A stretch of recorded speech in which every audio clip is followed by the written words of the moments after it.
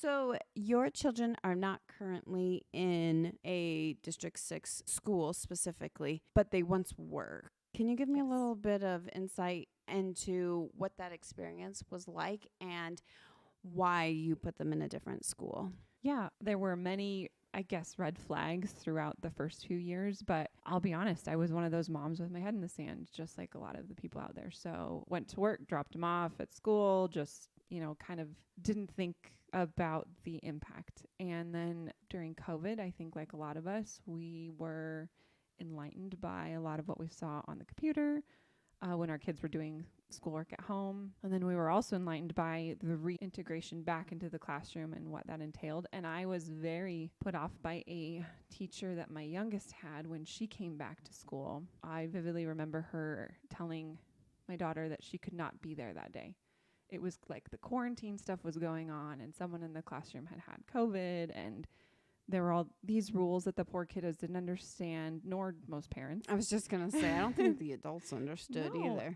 Which is exactly why I dropped her off that morning. And she called me from the office in tears, not because she couldn't go to school, because obviously a lot of kids would celebrate this fact, but because of the way that she was greeted. And just to be, as an excited third grader at the time, to be stopped at the door because you can't go in your own classroom and ridiculed because you didn't know why. And all these other classmates are looking at you. I just was like, that's it. I'm done. And it wasn't the first time either. There were many other interactions where I had to get the principal involved just because of the weird rules and the way that my daughter was treated when she didn't deserve those things. And so I actually homeschooled her for fourth grade. My oldest was in high school at the time, so it was just a little different, and she could manage on her own more so through everything. But we got the call to go to a charter school at the very end of the year that I was homeschooling, and I took it. But I don't regret the decision. It was a good one. It was during everything, the shutdowns and like schools open, schools closed, schools open, schools closed, and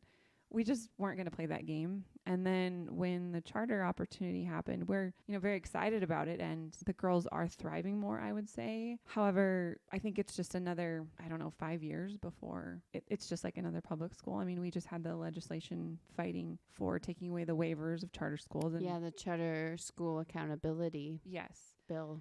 And whether it's passed legislatively, we have more teachers in these charter schools that are more of on the indoctrination train versus the teaching train.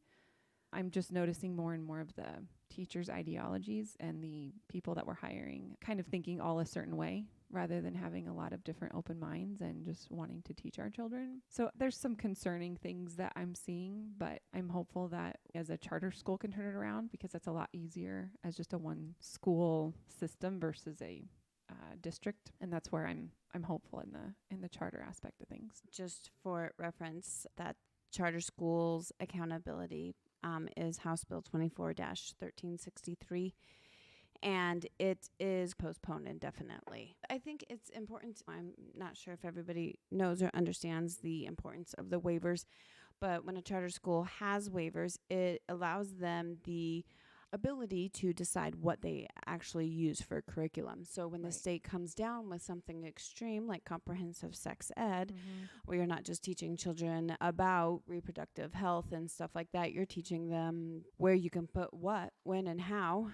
And this allows the charter schools to say, we're actually going to implement our own sexual education curriculum as opposed to doing the one that the state has. So having those waivers are very important because it gives them some freedom. But I think you're absolutely correct. I don't think it's going to be very long before the charter schools. And I think part of the problem is that the charter schools have to fall under the umbrella of the public schools. Yeah. And so if the charter schools want to stay in business, they have to sing the song that the public school wants them to sing. Yes. Well, of course, the public school is going to want them to sing the song that they're singing.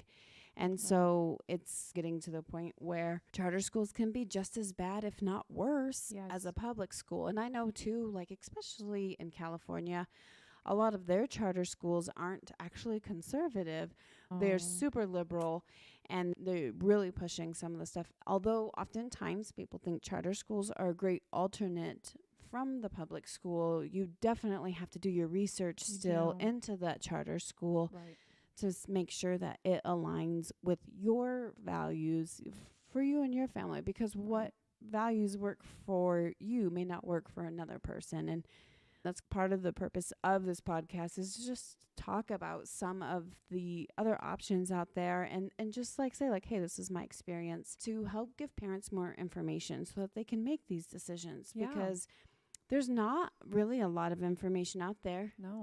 I think it's generally assumed that public schools are a one size fits all. Yes. And I don't think that they are. And No. so when we start talking about some of these other options out there, whether it be homeschool, charter school, private school, public school, just to help a parent be like, okay, this is what I think is going to be the best plan of action. Yeah.